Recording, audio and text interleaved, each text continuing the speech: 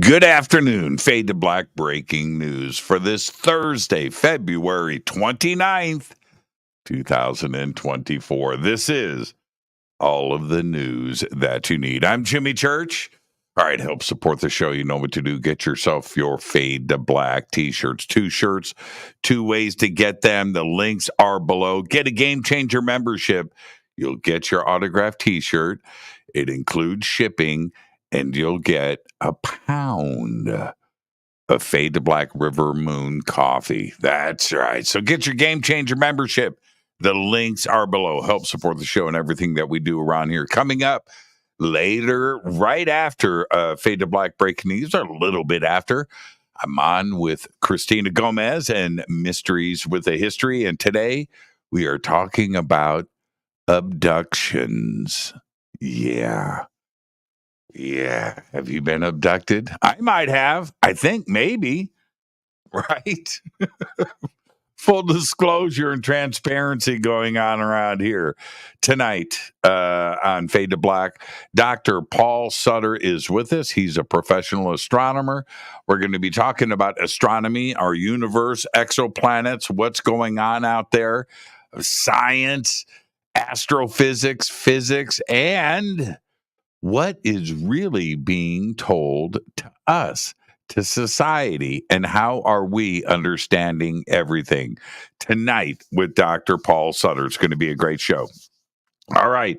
Where am I at? What am I doing? Oh, the news on this day in history, 2004.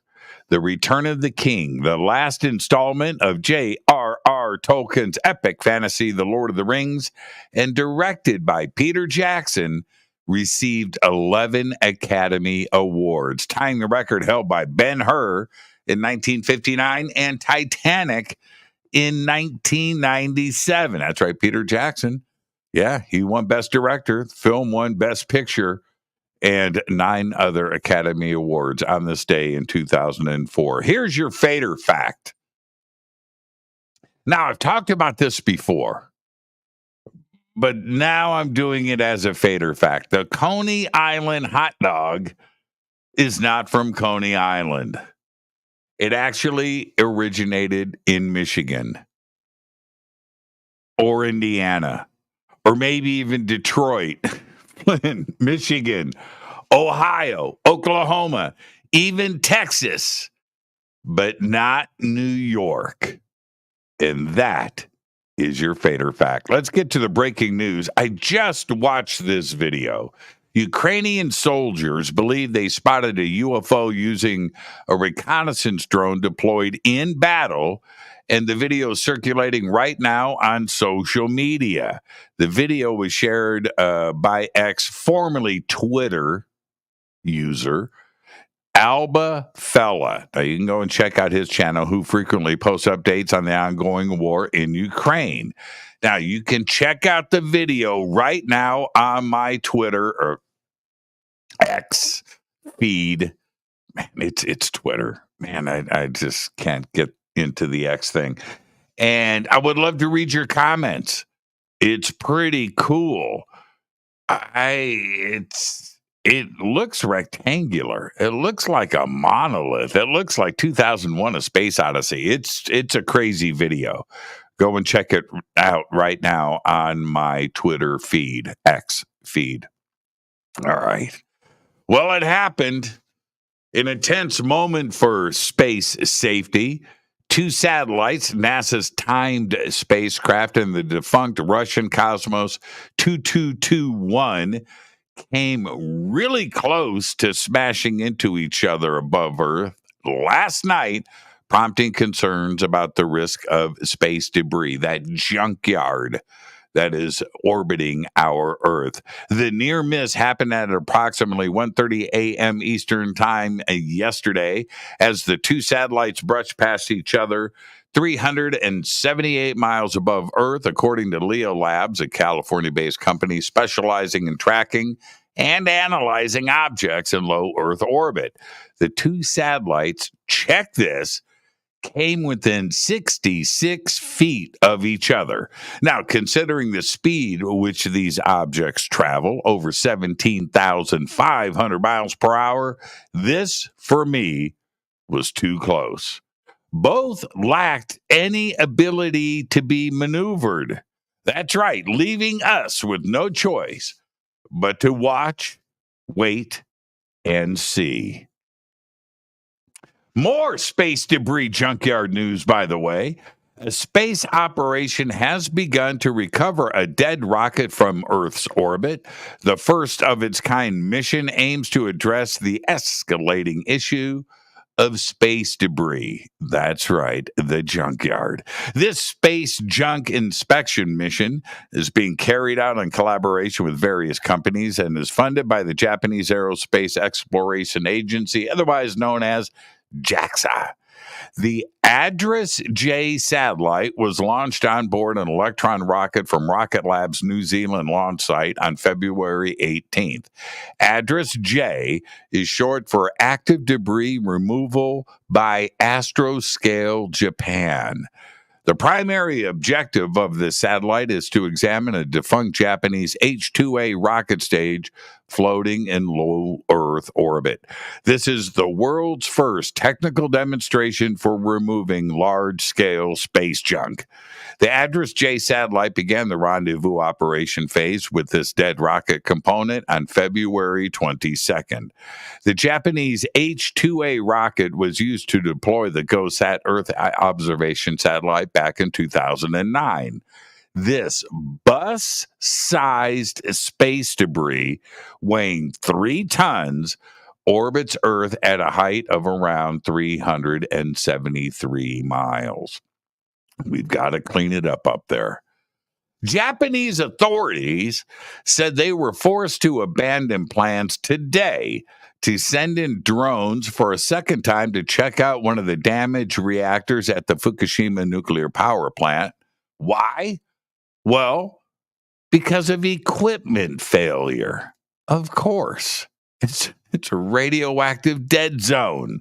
2 drones successfully flew inside the reactor for the first time yesterday to look at some of the molten fuel debris and other damages in areas where earlier robots failed to reach. Today's development shows just how hard it is to do this. The government and TEPCO plan to remove the massive amount of fatally radioactive melted nuclear fuel that remains inside each reactor, which has been delayed for years for one reason or another. We've got to get that solved. Approximately 25 million years ago, an ancestor of both human and apes genetically diverged from monkeys and lost its tail. No one has identified the genetic mutation responsible for this dramatic change in our physiology. Well, until now. In a new study published yesterday in the journal Nature, researchers identified a unique DNA mutation for the loss of our tails. It's located in the gene TBXT, which is known to be involved in tail length in tailed animals.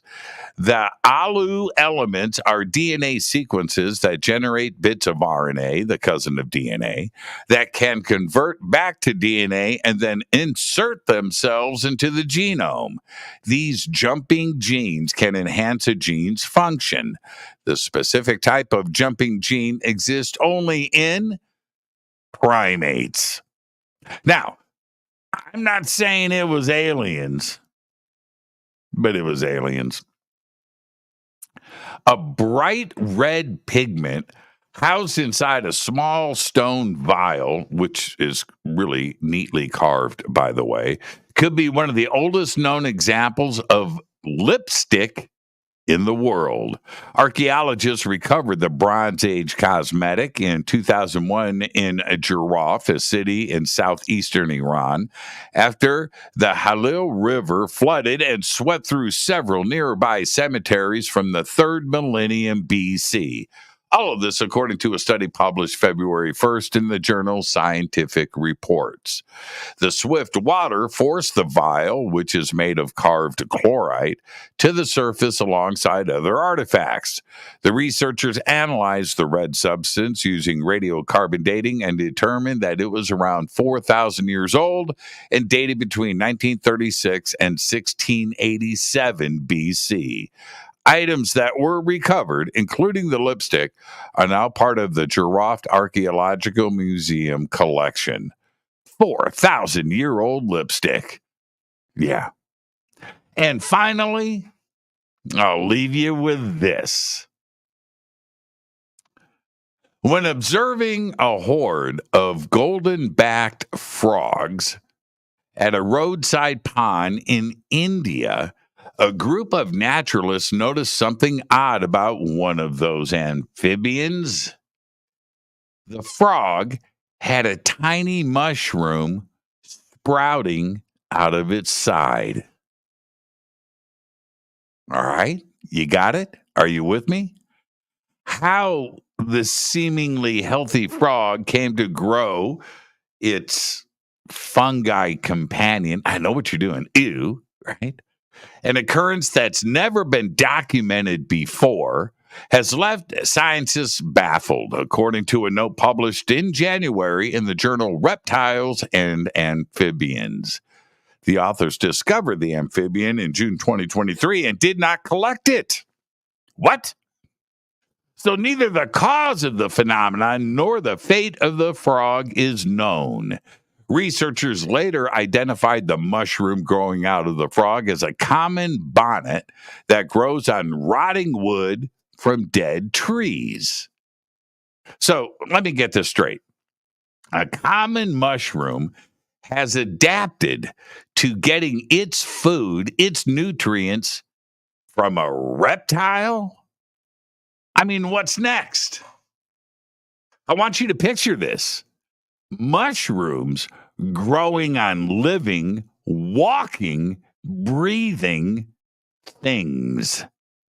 Yepers. And you know what's coming next, right?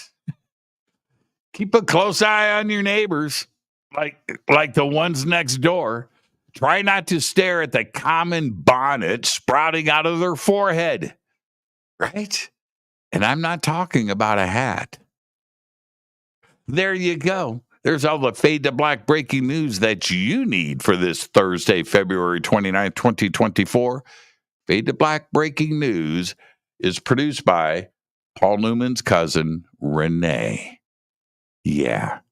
All right. Coming up next, I'm on with Christina Gomez, Mysteries with the History. Today, we are talking about abductions. We're going to do that shortly. And then tonight on Fade to Black, it's Dr. Paul Sutter. That's right. He's a professional astronomer. We're going to be talking about physics, astrophysics, our universe, what he studies, what's out there, exoplanets, and more importantly, what is really told to us, to society, and do we understand what's going on? All of that tonight on Fade to Black. I am your host, Jimmy Church. But for now, go Backley Tappy.